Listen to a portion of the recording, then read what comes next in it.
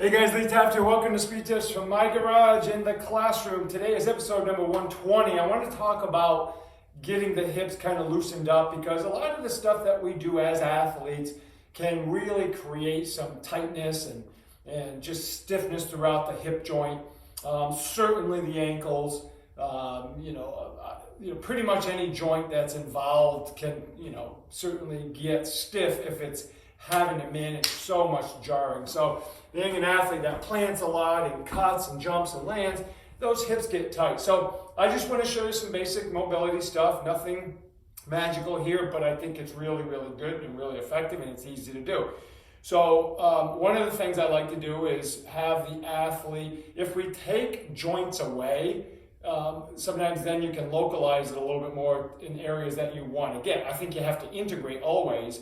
But I think if you need to really hit an area, like I'm really trying to hit in my hip, my capsule and my hips here, get them loosened up. So if I take the ankles out of it and I start moving, it makes it better because I don't have to manage here and I don't have to manage here. I can just go right at my hip. So one of the things I like to do is certainly you can start with an athlete, knees on the ground, and just work range of motion like this. You'll see it's much more localized and focused versus doing it from my feet, okay? I can really start to feel it. Now, for me, my right hip causes me a lot of issues at times, and again, it's related to my back stuff. So if I get on like this and I do it, it really forces me to get deep into that hip, into the capsule. I can move it around a lot.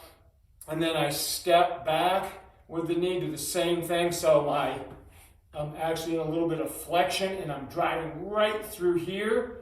And then I'll try to get it into a little bit of extension and do the same thing. Now I can get the front portion of that and I'm just pulsing. So if you see it this way, I'm just pulsing side to side, working on the range, just kind of moving. I'm just trying to get, some fluid movement through there, okay? Then what I do is we'll go down. All right, so I'm on all fours here. This hip is obviously higher, okay? I've got about 2-inch lift here. So I'm getting into the back of that hip joint, okay? So I guess if I go this way.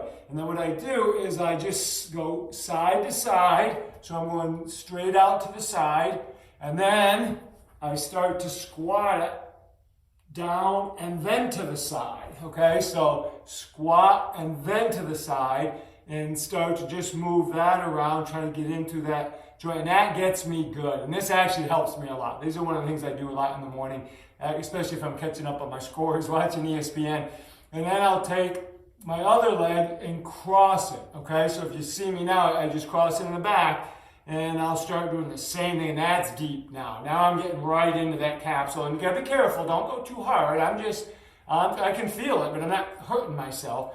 Then, to finish it off, what I like to do is see if I can get some effect with my opposite lat. So I'm working this side. So I just get the opposite lat, turn my palm up, and I just kind of drop down, and now I'm getting it, because I literally feel that from the back of the shoulder up, almost like where the tricep is, right through my lat, right to that opposite side, and I just work on that side to side. So now, when I get up, this one is just so much looser than this one, and it should be, obviously, right?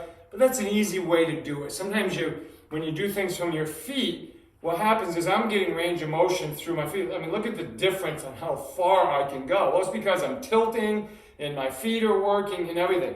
I come down here, and that's about it. Okay, that's the difference, all right? So sometimes you got to take joints away to localize and hit the areas that you want, okay? Hey, give those a shot, loosen those hips up, and then get right back to the speed training. Hey, we'll see you for episode number 121. Thanks, guys.